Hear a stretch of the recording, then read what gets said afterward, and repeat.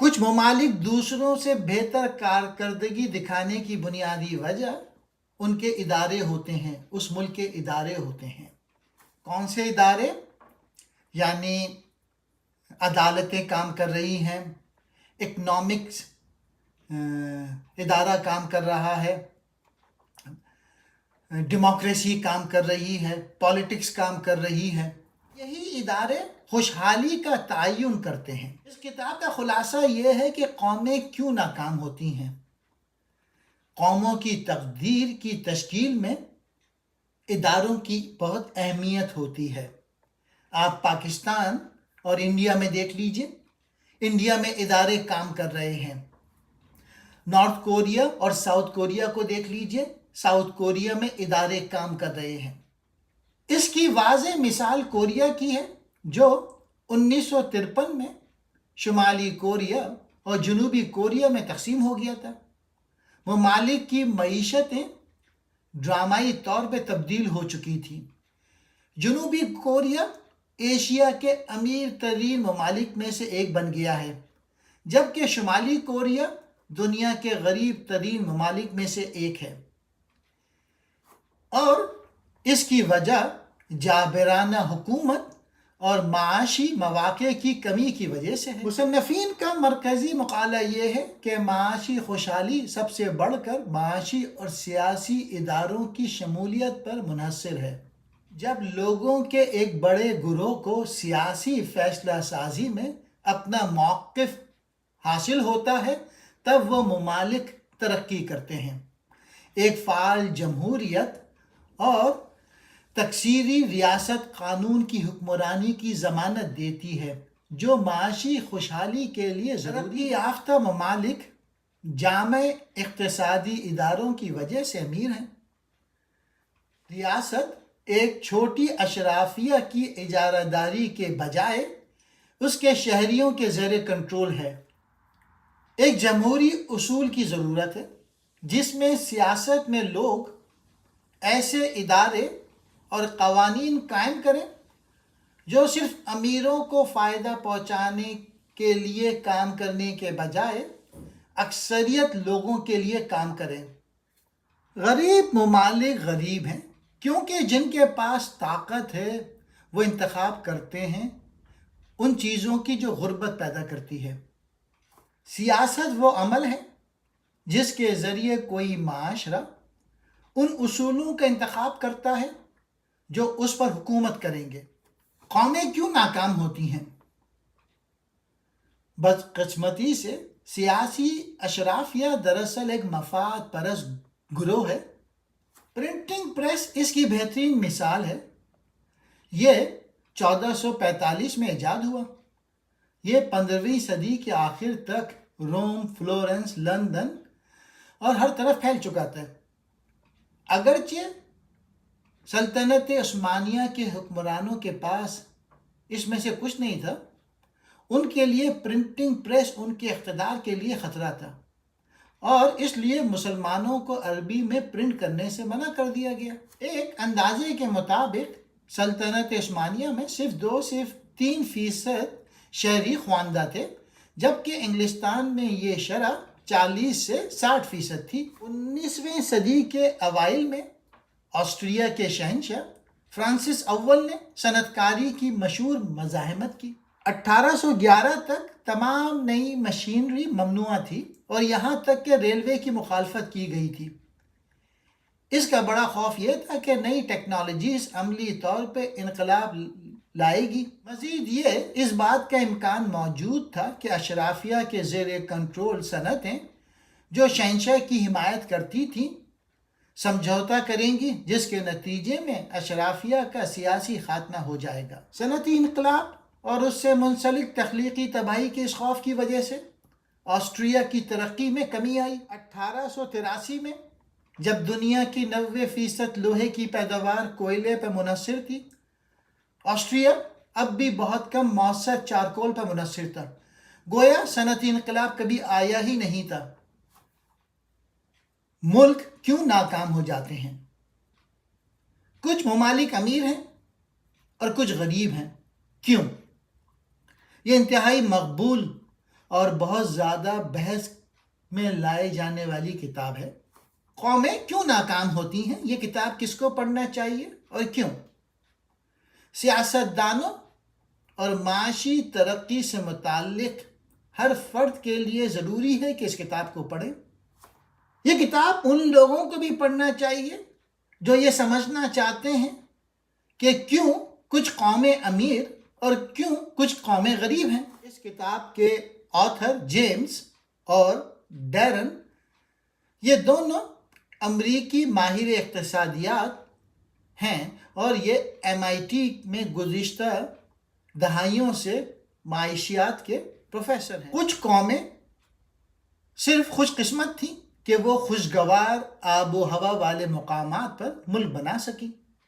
اس کی ایک وجہ تو یہ ہے کہ دنیا کے غریب ترین ممالک گرمی والے خطوں میں واقع ہیں اور جو امیر ممالک ہیں وہ زیادہ تر ٹھنڈے موسمی علاقوں میں موجود ہیں۔ سوال یہ پیدا ہوتا ہے کہ پڑوسی ممالک جیسے کہ شمالی کوریا اور جنوبی کوریا اتنے مختلف کیوں ہیں؟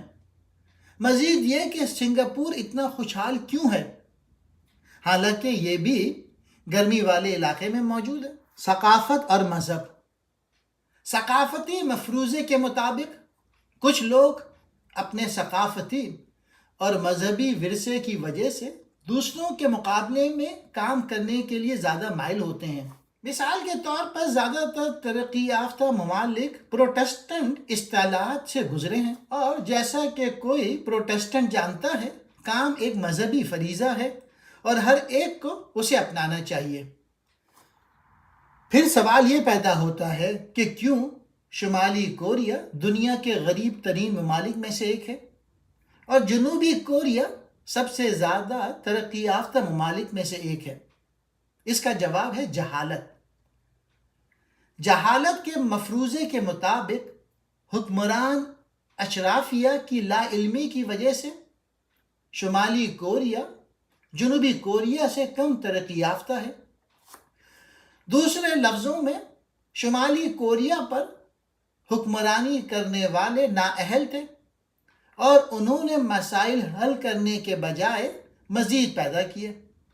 اس کے برعکس جنوبی کوریا پر حکومت کرنے والوں نے مسائل کی جڑ کو سمجھا اور انہیں حل کرنے کی کوشش کی۔ ایک ایگزامپل ہے گھانا۔ وہ یہ ظاہر کرتا ہے کہ یہ سیاسی لیڈروں کی لا علمی نہیں ہے جو ممالک کے معاشی زوال کا سبب بنتی ہے، بلکہ یہ اس کے برعکس ان کی انتہائی ہوشیاری جو ان کے زوال کی سبب بنتی ہے۔ وہ لکھتے ہیں کہ جامع ادارے وہ ادارے جو لوگوں کے بڑے گروہوں کو سیاسی اور اقتصادی فیصلہ سازی میں اپنی رائے دینے کی اجازت دیتے ہیں۔ جامع ادارے معاشرے کے انفرادی افراد کو اعلیٰ معیار کی تعلیم تک رسائی دیتے ہیں اور انہیں آزادی سے اپنے پسند کے پیشے کا انتخاب کرنے کی اجازت دیتے ہیں۔ وہ انہیں تخلیقی ہونے اور جمود کو چیلنج کرنے کی ترغیب بھی دیتے ہیں۔ بل گیٹس اور جیف بیزوس دنیا کے امیر ترین افراد بن گئے کیونکہ ان کی مصنوعات نے بہت سے لوگوں کی زندگیوں کو آسان بنا دیا۔ تاہم میکسیکو میں کارلوس جیزس سلم نے لینڈ لائن میں اجارہ داری کا استحصال کر کے اپنا پیسہ کمایا۔ سوال یہ ہے کہ جامع ادارے کیسے وجود میں آتے ہیں؟ انگلستان میں 1688 کے شاندار انقلاب کی مثال پر غور کریں۔ ایک صدی سے بھی کم عرصے میں یہ انقلاب صنعتی انقلاب کی طرف لے گیا جو بالآخر دنیا کو اس طرف بدل دے گا جو پہلے کبھی نہیں ہوا تھا، اور عملی طور پہ امیر بمقابلہ غریب بحث کا آغاز ہوا، اور یہ سب تعاون کی وجہ سے شروع ہوا۔ تعاون اتنے لوگوں کی موت کا باعث بنی کہ جو بچ گئے تھے انہیں نوکری کرنی پڑی اور پھر بھی ایک کو تنخواہ ملتی تھی، لہٰذا انہوں نے بغاوت کی اور ان کے مطالبات کو پورا کرنے کی کوشش کے نتیجے میں معاشی اداروں کا قیام عمل میں آیا جو نجی املاک کے تحفظ کی ضمانت دیتے تھے اور اس کے ساتھ ساتھ حقیقی آزاد منڈی کی پالیسیاں متعارف کرائی گئیں. چین کا عجیب و غریب کیس. تو پھر چین دنیا کی دوسری سب سے بڑی معیشت بننے میں کیسے کامیاب ہوا، حالانکہ وہ ایک کمیونسٹ ملک ہے؟ کتاب کے مصنف لکھتے ہیں اس کی وجہ ڈینگ زی پنگ، جن کی جامع پالیسیاں ہیں، جن کی اقتصادی اصطلاحات نے چین کی معیشت کو دنیا کے لیے کھول دیا، اور اس کے علاوہ انہوں نے اسے اندرونی طور پر مارکیٹ پہ مبنی اقتصادی پروگراموں کی طرف موڑ دیا. چین میں زرعی شعبے سے مینوفیکچرنگ انڈسٹری میں مزدوروں کی منتقلی نے حیرت انگیز کام کیا. عثمانیہ سلطنت میں پرنٹنگ پریس کو قائم ہونے میں کیوں صدیاں لگیں؟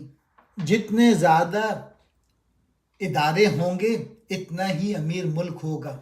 اگر قوموں میں ادارے نہیں ہوں گے تو وہ ملک فیل ہو جائے گا. غیر ملکی امداد بعض اوقات ملکوں کو تباہ کر دیتی ہے. کسی ملک کی خوشحالی کا تعین اس کے معاشی ادارے سے ہوتا ہے.